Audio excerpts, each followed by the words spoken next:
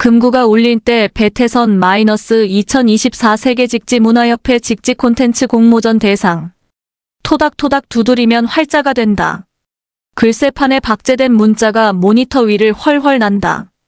프린터가 얄찍한 종이를 잡아당기면 잉크 토너는 말쑥하게 인쇄하여 밀어낸다.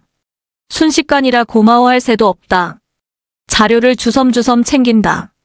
청주고인 새박물관에 전시된 흥덕사의 유물, 청동 금구를 만나러 쟁걸음을 놓는다. 흥덕사지가 인시에 들면 불에 그을린 금구의 울림이 동편에서 아슴푸레하게 들릴 듯하다. 입추를 지났건만 끝이 보이지 않는 더위는 모든 물상을 향해 아가리를 쩍 벌리고 화염을 내뿜는다. 염소뿔이 물러 빠질 지경인 더위에 땅이 숨탄 것들이 헉헉댄다. 태양은 팔짝 집은 기와장에 이글거리는 끝물을 쏟아붓고 그 열기는 고스란히 기와골에 고인다. 그럼에도 용마루 끝에 치미는 꼿꼿하게 허리를 고추 세우고 귀면 기와는 눈을 부릅뜬 채 잡기와 재앙을 막느라 밤낮이 없다. 화마가 거쳐간 이력 탓인지 금당 안철불은 그을린 듯 새까맣다. 앞마당 석탑은 가람의 옛모습을 그리는지 더위에 아랑곳하지 않는다.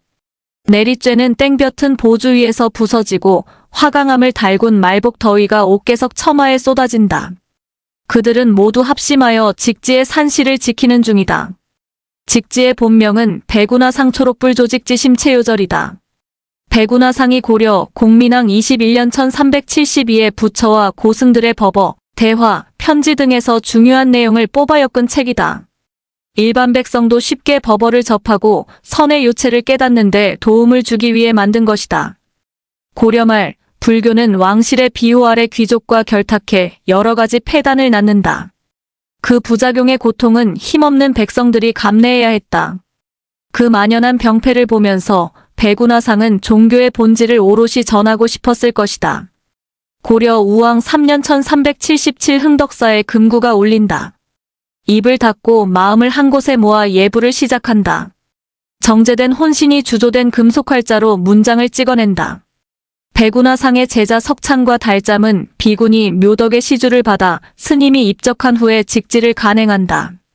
사찰이 서적 발행의 메카가 되는 순간이다. 먼 훗날의 행로는 짐작도 못했으리라. 한국 주재 초대 프랑스 공사였던 콜랭드 플랑시는 고서 애호가로 직지 원본을 수집해 본국으로 돌아갔다. 고려 태생 금속활자본은 드루오 경매장 경매번호 711이 찍힌 채 현재는 프랑스 국립도서관에 소장되어 있다. 오랜 시간 도서관 수장고에서 침묵하던 금속활자본이 세상에 나오게 된 것은 프랑스에서 고인이 된 재외 동포 박병선 박사의 노력이 있었다. 도서관 사서로 근무하던 그녀에게 프랑스 국립도서관은 1972년 세계도서의 해를 앞두고 동양 서적 전시하는 일을 맡긴다. 도서관 서고 정리 막바지쯤 직지를 만난다. 손끝을 타고 오르는 묵직한 울림이 그녀의 심장을 전율에 쌓이게 했다. 당시 세계에서 가장 오래된 금속활자본은 독일의 구텐베르크 42행 성서였다. 세상은 오랫동안 그렇게 알고 있었다. 78년이나 앞선 직지가 가장 오래된 금속활자 인쇄본임을 증명하기 위해 그녀는 무려 5년 동안 준비한다. 마침내 세계도서의 해 전시품에 나와서 그 위용을 인증받게 된다.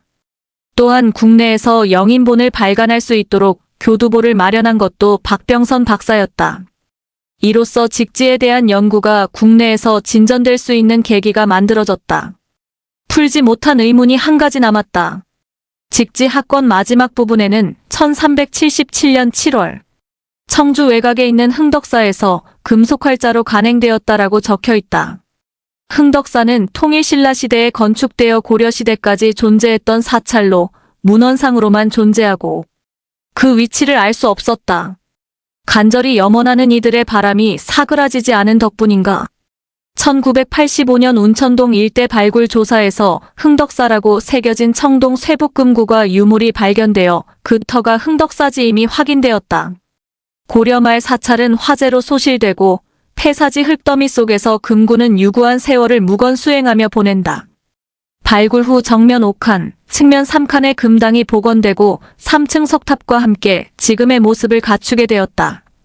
인류의 역사가 시작되고 문명이 발전하도록 지대한 영향을 준 것 중 하나는 기록이다. 그 기록물이 다수의 사람에게 전해지기 위해서는 인쇄술이 필요하다. 소수 권력층의 소유였던 책이 금속활자의 발명으로 대중화되고 지식을 공유할 수 있게 된 것이다. 그래서일까 혹자는 인류 역사에 가장 큰 영향을 준 100대 사건 중 1위는 금속활자 발명이라고 말한다. 금구가 울린 때 활자는 문장으로 빚어져 세계 최고의 금속 인쇄물 직지를 만들었다. 그 울린 쇠북의 울림은 후손의 땅을 깨워 퍼즐의 조각을 찾게 했다. 문화재를 찾아내고자 힘을 쏟은 각고의 노력 끝에 직지 심체요절은 2001년 유네스코 세계기록유산이 된다. 시대와 시대는 기록으로 이어지고 숭고함은 기억에 오롯이 각인된다. 자신의 유골을 노르망디 해변에 뿌려달라고 했던 박병선 박사, 물고기들과 논일며 물결을 타고 고국의 어느 바닷가에라도 다다르기를 염원했다. 지켜야 하는 건 모두의 몫인데 그의 유언을 접하니 고개가 숙어진다. 금당지 동편이 아득한 시간 속으로 든다. 금구의 울림이 들리는 듯 초목은 조용히 예를 갖춘다. 묵직한 걸음을 대구로 옮긴다. 금구란 금고 또는 반자 등으로 불리는 절에서 쓰인 의식법구의 하나로 북 모양의 종.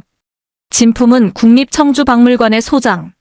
배구는 직지를 편찬한 경한 스님의 호이며 화상은 스님을 높여 부름.